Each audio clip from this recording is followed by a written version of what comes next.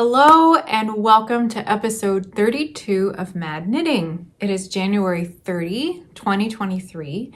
It is Monday, and I believe this is the third episode I am doing in the month of January, which feels rather remarkable. My name is Susan. My pronouns are she, hers. You can find me online as madtownmama on Instagram and Ravelry and the Making Co app, although I rarely log into that one. And I really love to talk about knitting and crafting, but especially knitting. So I decided to create a YouTube channel about it. And that was in October 2021, and I'm still going. My intention at first was to do, I think I was trying to do an episode a week, which was too much. My goal now is about every 2 weeks. Sometimes I go a little longer in between, depending on how busy I am, but I've noticed that if I go too long between episodes, that they get longer because the stuff piles up to talk about. And personally, I think that I do best when I keep it around a half hour. If it's longer than that, I kind of go on tangents and not sure that it's really interesting to viewers, but anyway, so here we are. It's already my third video of the year, and I don't have a whole lot to talk about, but I do have one finished object that needs to make its way to the recipient. So I thought I would go ahead and do a recording today. That's my introduction. So let's get into it. I will start by talking a little bit about what I'm wearing. I think I have showed this before, but not worn it. I'm going to stand up because all the interesting stuff is at the bottom. And the sleeves. In fact, maybe I'll stand on my piano bench so you can see. I am recording in front of my piano today because I am constantly chasing the light, trying to find good light in my house. So this is the Bindrune cardigan. I believe the designer is Amy Christophers. I am crouching very awkwardly, you guys, just so you know. And it's from an issue of PomPom magazine from several years ago. I don't remember which one, but I'll make sure that gets linked, in the description box.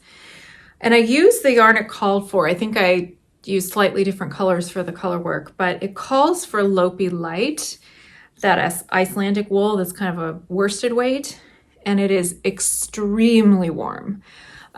This is one of my favorite sweaters, but I can only wear it when it is very, very cold outside. And today is one of those days.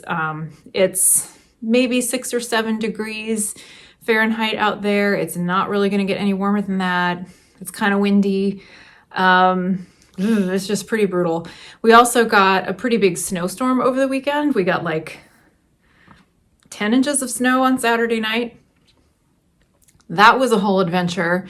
If you followed my Instagram stories over the weekend, you'll know this, but we got tickets for my daughter and 4 of her friends to see Hadestown on Saturday night.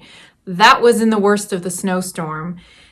So we had to take 2 cars, because we just have 2 small sedans, to get the kids there and back. And I mean, the road conditions were terrible because it was snowing the whole time. And on the way home, my husband's car wouldn't start because the battery died. So I had to pack all of the kids into my car and drive them home. And it took forever. And we had to leave his car downtown overnight and get a thing to jump at the next day. And it was just like, it all turned out fine. Everybody got home safe and warm and no crashes. We didn't get stuck. But it was like, it was kind of a whole adventure over the weekend.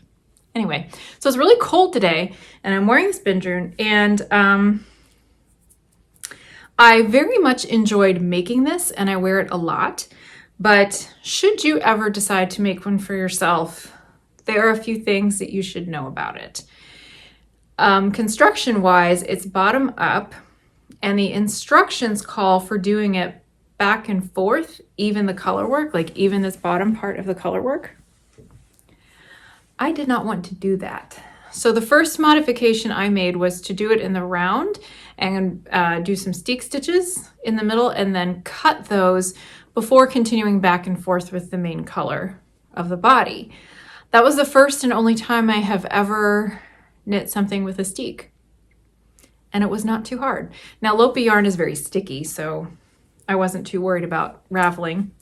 But I did a knotted steek, which I think I've talked about before, because when I showed this cardigan, I was talking about another steeking project I have in the works. But you basically, you have your extra steek stitches in between the two sides of the cardigan.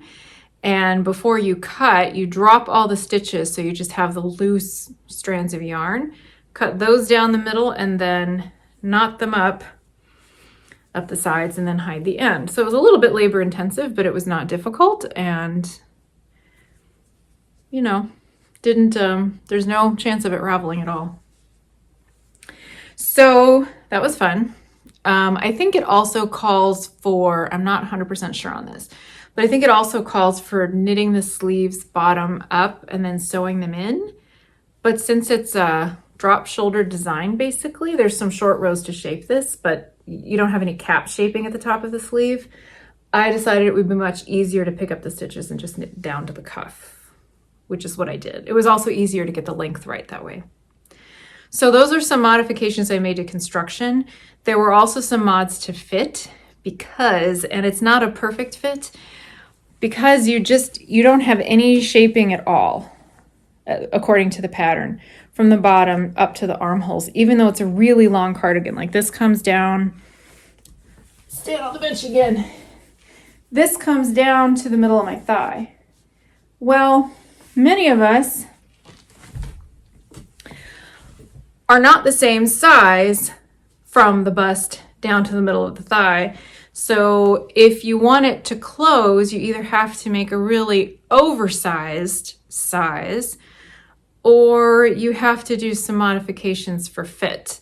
And I started with a bigger size on the bottom and then did a little bit of decreasing leading up to the bust because I didn't want a whole lot of extra room, like a lot of extra room up here. Even so, if I button it all the way, it's a little tighter across my hips than I usually want. Partly because that color work makes the fabric less stretchy, and partly just because I didn't quite make it big enough. So if you ever make this sweater, know that. Because of that, I just remember this is the other construction thing I did. It has you, because you're doing it all in one go from the bottom, has you knit a garter band as you go so that you don't have to pick up stitches later. I couldn't do that because of the steek modification at the bottom, and also I didn't really like the look of it. So I had to figure out how many stitches to pick up and do all that later. Yeah, so I made significant changes to the construction of this sweater, although it really looks pretty similar to the original design in the end, which is what I wanted. And it is one of my favorites. So, all that said, I have one finished object to show you, and it's the reason I am recording today. I had just started this at my last video, and I've basically knit this thing twice almost. So here it is. I'll show you the sweater. It is super cute, in my opinion. This is a commission of sorts. I mean, it is a commission. I just haven't totally figured out what the compensation will be. But someone I know has a new grandchild born last fall and requested that I knit him a sweater. And she was very specific about what she wanted the sweater to look like, colors and style and so forth. So I was kind of waiting for her to tell me exactly what she wanted. We ended up, she picked the yarn, she told me what she wanted, which was a basic pullover in dark gray. I'm using Knitpicks. I used Knitpicks Stroll Tweed in the color Wellies for the main part.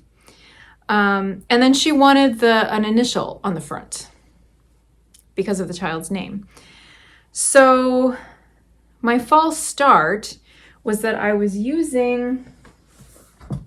had to find a pattern to her specifications. And side note, it's really hard to find a fingering weight basic baby pullover. I talked about that in my last episode. The one I started with was no good. So I ended up following basic directions from Strange Brew. I have a hard copy, but you can also just buy an e-copy online. This is by Tin Can Knits, and it is a wonderful resource for making a sweater for any size. They have a variety of gauges, and they offer many, many colorwork charts, especially for, well, you can do all over, but there's a lot of yoked patterns. This book shows you how to do it from either top down or bottom up, depending on which you prefer. It has fingering weight gauge, DK weight gauge, and Aran weight. So I chose the fingering weight. And what I did was just follow the instructions and leaving out the color work. But the first time was sort of a false start. I took pictures of it so you could see the difference, and I will insert them here as I talk. But the issue was that it doesn't really give you measurements for the yoke in between the increases. It just tells you how many rows or how many rounds to knit. So that's what I did. And when I got to the end of the increases, I had at least another inch to go before the yoke was going to be deep enough to separate for sleeves. And at first I thought, okay, no big deal. I'll just knit that length, do the sleeve or separate for sleeves and continue on. And I was almost down to the excuse me. I was almost down to the bottom of the body of the sweater before I noticed, I kind of laid it out, and I noticed that it was really ripply across the yoke. Like it just was not straightening out or smoothing out, and I could tell that blocking it was not going to fix it. It was a proportion issue. So I realized at that point that I should have spaced out the increases a little farther so that it wouldn't be so bubbly, which meant I basically had to start all the way over. So I did. And what I have now is much better. I just added a few rows between increases, and my last increase was almost where the sleeve separation needed to be. You add short rows at the bottom of the yoke to raise the back neck, which I do even for a baby sweater because it must be really irritating and it doesn't look very good when the neck is pulling up or drooping down in the back. Anyway, I'm really happy with it. I did a rolled edge for the neck because the picture she sent me had a rolled edge, more than this, but I didn't want very much. So I mimicked that at the end of the sleeves and the bottom of the sweater. Once I got that issue with the increases sorted out, this went pretty fast. It's fingering weight, and this is actually the size 1 to 2 because apparently this baby is really big, like off the charts. So even if this sweater is too big for him, it's better than being too small, right? For the letter L, she asked that she had picked this yarn specifically because she saw it in a hat that I had knit for someone and just really liked it and said, can you use that for the baby sweater? And then she said, if you could just pick one of the colors that's in this tweed. And you can see the colors in the tweed, there's some tan and some cream. I'm not sure if there's gray in there or not, but it's pretty distinctive. These are pretty big tweed flecks. So I chose the color Oyster. I actually have several skeins of Knitpicks Tweed Essential Stroll, whatever it's called. The Tweedy sock yarn. I have several skeins of it in my stash just for different project ideas. So I looked at a couple different pale neutral colors, and Oyster seemed to be the best match with Wellies. And I duplicate stitched that L on, which was kind of fun. You might remember that I knit those F-bombs. I don't even have pictures of them, but I knit those F-bombs at the end of the summer for my friend in Texas. And those required some duplicate stitch to make the letter F on them. And I didn't really have a technique that I knew. I just kind of winged it, and they didn't look very good. I mean, it was just a little stress ball toy, so I wasn't too worried about it. But for a commissioned baby sweater, I really wanted to do it right. So I did a search for a tutorial on YouTube, and Very Pink Knits came through. Y'all probably know Very Pink Knits is like a very reliable source of knitting tutorials. Lots and lots of techniques. She's very thorough, clear, concise. It's great. So I will be sure to include a link to the video that I used. It's only like 3 or 3.5 minutes long, and it was all I needed. I was off to the races. It's really easiest to start to do your duplicate stitch in vertical columns if you can, starting from the bottom and going up. So that's what I did. And I think it looks pretty good. And I don't know how well you can see, but I even decided to do a little bit of a serif font. So there's a little bit of a little tag kind of, or I don't know what you'd call it, at the bottom and the top and the end of the L. So this is ready to go. I'm going to see the person tomorrow before she travels to visit her new grandson. So had to get it done, and I wanted to show you all. So that is my one and only finished object for today. I do have just a few works in progress that I've made enough progress on to show you. First of all, my son, whose birthday is next week, so there's a deadline coming up, I have made some progress on his socks, which I've talked about in the last 2 episodes, so I won't yammer on with too many details here, but I am making him a pair of black socks. Knitpicks again. It's just Stroll in black. I don't think the light is gonna show detail on the black yarn. The first sock is completely done except for hiding the ends, and I left stitch markers in to help me count the rounds and make sure that I make both socks the same size. Knitting with black yarn is hard on the eyes, especially when you're hitting middle age like I am. Fortunately for plain socks, I don't really have to look down very much, but when I am trying to count these rounds, you know, to make sure that, like yesterday I was counting rounds to get the cuff to match. This is the second sock, and it was not easy. You need I need my reading glasses and I need a good light. But now that I'm on the plain stockinette part, I really don't have to look at this very much at all. So it'll be fine. I knit all my socks from the cuff to the toe. I use a size 1 needle for these. It's pretty light fingering weight yarn. For his foot, I cast on 72 stitches. I've got a 2x2 rib cuff, plain stockinette leg.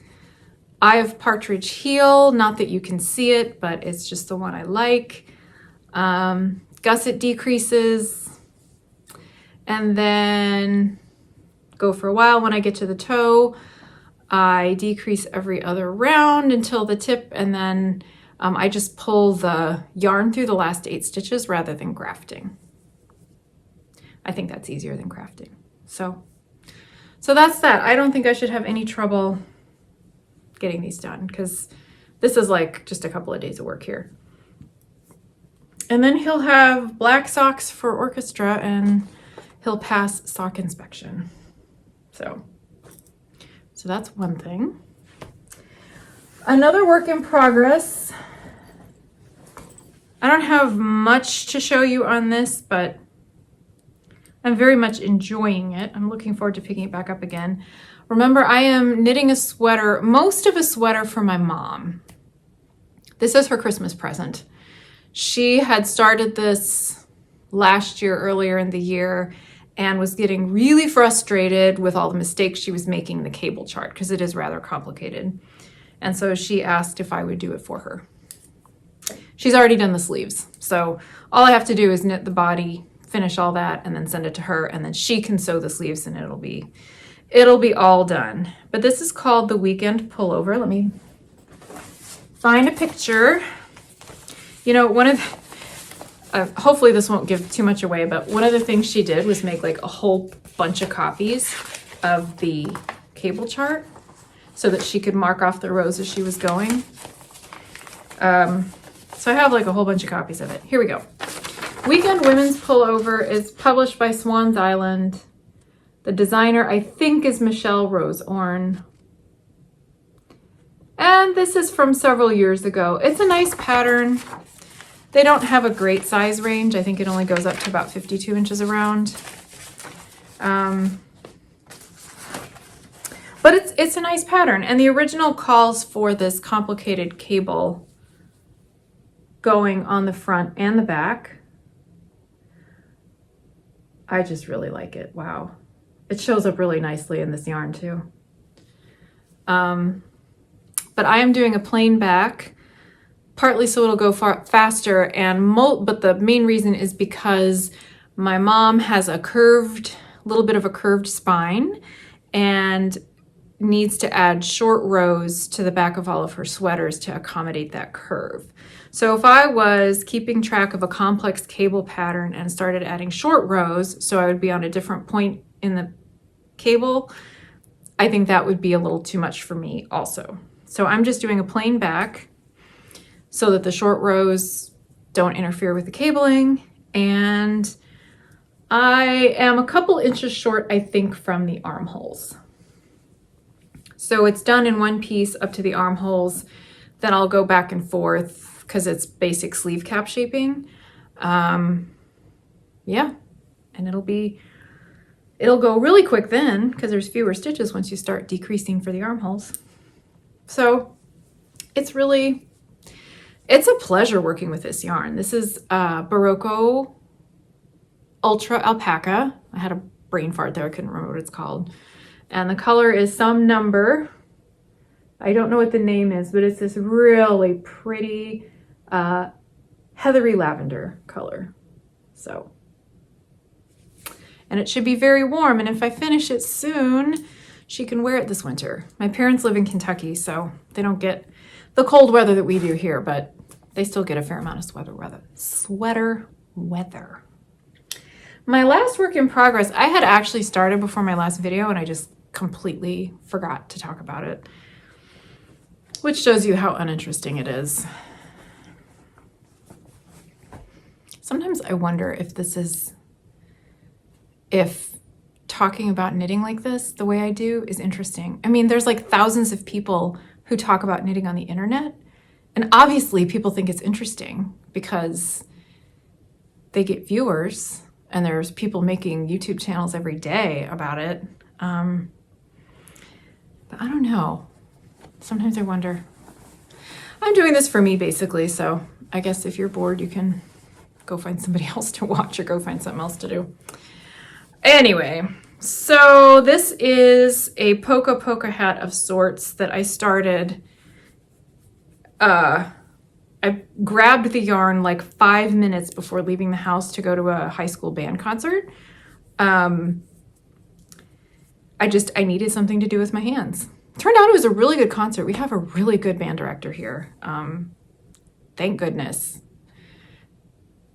Other things in the school are just like completely falling apart, but thank goodness for this band director because he's great. And my daughter loves being in band.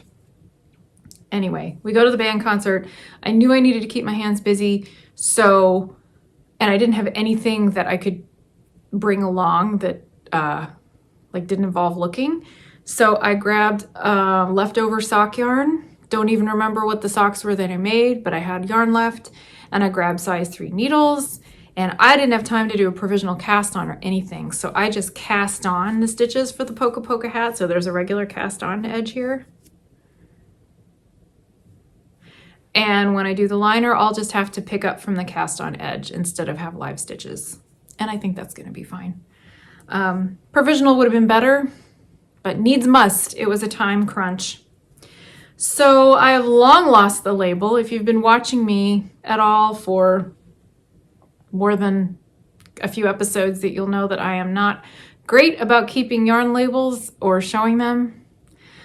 But anyway, I'm pretty sure that there is mohair in this. I don't know if there's nylon in this, but I'm pretty sure it's Mountain Colors, something or other. It's really nice. There's like this black, or maybe it's a really dark navy. I can't even tell.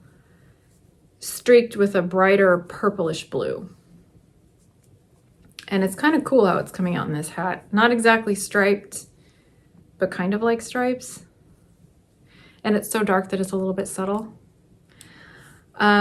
So I'll just go until it's tall enough, and then I'll do the crown decreases. And I haven't even picked out a yarn to put in the lining. I have a few different colors of some mohair silk blend. I could do something high contrast, like I have some bright orange left, if I want, or I could go find black or navy blue or something that kind of goes with this color. I don't really know yet, but I think that it will be really, really nice and warm when it's done, and I'll probably keep it because I really like it.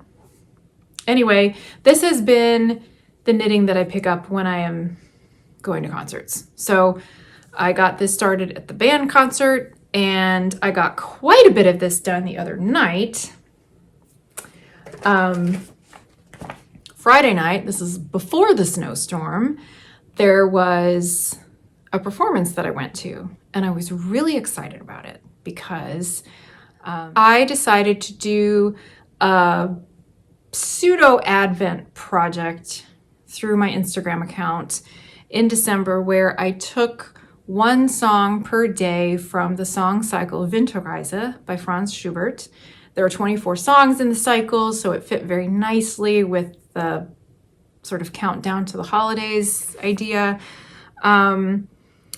And I later, like after that was all done, I happened to check the performance calendar for the School of Music here. And lo and behold, two of my very favorite people on the faculty were scheduled to perform that very song cycle in January. So baritone Paul Rowe, pianist Martha Fisher. I know them both very well. They're just two of my favorite people. Anyway, two of my favorite musicians, and they were performing the whole cycle. They've done this before, they've recorded it, so like pretty much nobody knows this music better than they do. So obviously I was gonna go. I was really excited. And I didn't realize until I got there that they have, let's see how well this shows up. The School of Music just acquired a Fortepiano, which is a historical instrument. So this is a copy, I guess. I think this instrument is new. It was built new, but it was built in the same way that instruments were built in the early 19th century. Now, I'm going to geek out on you for a second. So don't leave. In Schubert's time, he died in 1827. By then, for a couple of decades, the piano, or fortepiano, had basically replaced the harpsichord as the main keyboard instrument of the time. But the fortepiano was quite a bit different than the grand pianos you see today. So if you go to a recital today or a concert, you're probably going to see a Steinway concert grand. Steinway is kind of the brand that most people use. Probably a 9-foot if it's a big concert. But anyway, that instrument, as we know it, did not come into being until much later in the 19th century. And the fortepiano, like Schubert, Mozart, Beethoven used, looked a lot different. Well, it looked similar, but it was made a lot differently. There were no metal parts except for the strings. The range was just a little bit smaller. So the reason I'm in front of my piano is because of the light, but here I am talking about piano. So there's a high C here and a low A. The range on those fortepianos is just a little bit less, and the sound is totally different. Anyway, you can see this photo of it. Oh shoot, it doesn't want to.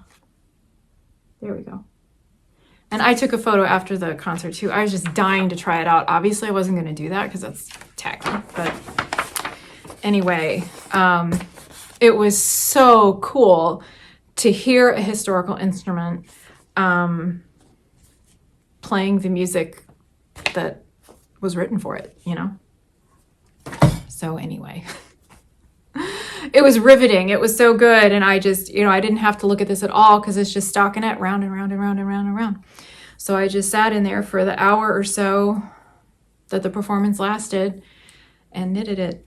And it was so much more enjoyable listening to music that I had studied recently. Like, I knew what the songs were about. I knew what the piano part was like. And it just made it far more interesting this time around than the last time I heard them perform it. So, yeah, so that was good. Well, what else do I have to talk about?